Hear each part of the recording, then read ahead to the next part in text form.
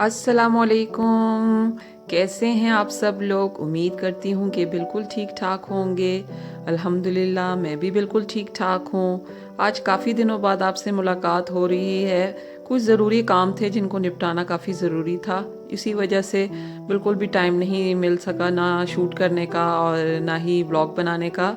तो जी welcome back to my channel. और इस वक्त तो बज रहे हैं जी दोपहर के तकरीबन 1:30 और मैं बच्चों के लिए मूली की रोटियां बना रही हूँ, या आप इसको मूली के पराठे भी कह सकते हैं।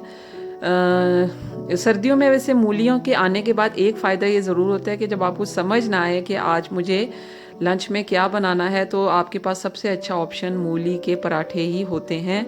तो काफ़ी दिनों से बच्चे कह रहे थे कि मूली के पराठे बनाएं, मूली के पराठे बनाएं, तो मैंने सोचा चलो बस आज हो ही जाए मूली के पराठे। और बच्चों के लिए मैं बस अब इस वक्त लंच प्रिपेयर कर रही हूँ। और ऊपर के जो दो मेरे बच्चे हैं माशाल्लाह, जो बड़े वाले हैं वो कर चुके हैं, और मैं और मेरी जो दो छोटी बेटियां हैं वो रह गई हैं। अब हमारी बारी है खाने की। मैं अपने लिए सबसे एंड में बनाऊंगी, क्योंकि मुझे थोड़ा गरम गरम ही अच्छा लगता है। ठंडा जो होता है वो ज़रा सौगी सा हो जाता है, तो फिर मज़ा नहीं आता इतना खाने का। पहले वैसे हम लोग ना जो मूली के पराठे हैं या आलू की जो पराठे वगैरह होते थे वो हम दही के रायते के साथ खाते थे, बहुत ज़्यादा अच्छे लगते हैं। लेकिन आजकल थोड़ा सा ज़रा बस ज़ुकाम की वजह से और गले की वजह से मैंने रायता नहीं बनाया, और हमने इसको केचप के साथ ही इंजॉय किया। और ये है तकरीबन 3:30 बजे का टाइम, और बच्चों की मेरी ऑनलाइन क्लास वगैरह जो सी हैं वो ख़त्म हुए तकरीबन कोई 1 घंटा हो गया है। और उनको जो होमवर्क्स वगैरह मिले थे, असाइनमेंट्स मिली थी, वो सारी उन्होंने कंप्लीट कर ली हैं। उसके बाद घर में तूफ़ान बदतमीज़ी मचाने के बाद उन्होंने बस ये फैलाई हुई थी चीज़ें। तो मेरी शुरू से ही ये आदत है कि मैं तकरीबन अपने घर की दिन में दो दफ़ा सफाई ज़रूर करती हूँ। एक दफ़ा तो ऑब्वियसली सुबह हम करते हैं, और दूसरी मैं शाम या दोपहर जिसको कहते हैं उस टाइम पे मैं ज़रूर करती हूँ। कि मेरा बहुत ज़्यादा छोटा सा घर है, तो सफाई की ज़रूरत 2 से 3 दफ़ा ज़रूर पड़ जाती है। तो बस अब मैं लगी हुई हूँ अपनी ऊपर से चीज़ें साफ़ सुथरी करके मैंने झाड़ू माड़ू लगा लिया है। आपको नज़र आ रहा होगा जो कारपेट पे मैंने कपड़ा आपको मैंने पहले भी बिछाया था कि मैं कारपेट के ऊपर कपड़ा वगैरह बिछा लेती हूँ, क्योंकि उससे जो कारपेट है वो काफ़ी अरसे तक बिल्कुल नीचे साफ़ सुथरा रहता है। और ये मेरे बच्चों के रूम की हालत आपने देख ली है, बस पढ़ाई की वजह से, और पेपर्स भी हो रहे हैं बच्चों के, तो काफ़ी ज़्यादा टफ़ हुआ है पेरेंट्स के लिए भी और बच्चों के लिए भी। लेकिन शुक्र है कि बस तालीम का सिलसिला किसी न किसी तरह से जारी ही है।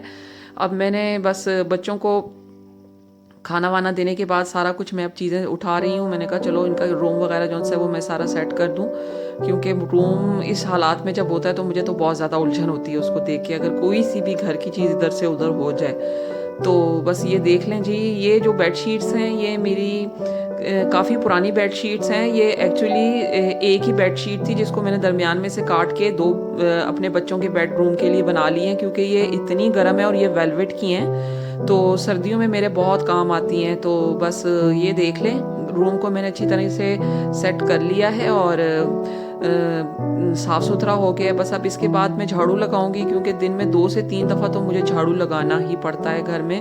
क्योंकि अगर थोड़ा सा भी कहीं कुछ नज़र आ जाए या मेरे पैर के नीचे कोई चीज़ आ जाए तो मुझे बहुत ज़्यादा उलझन होती है उस चीज़ से।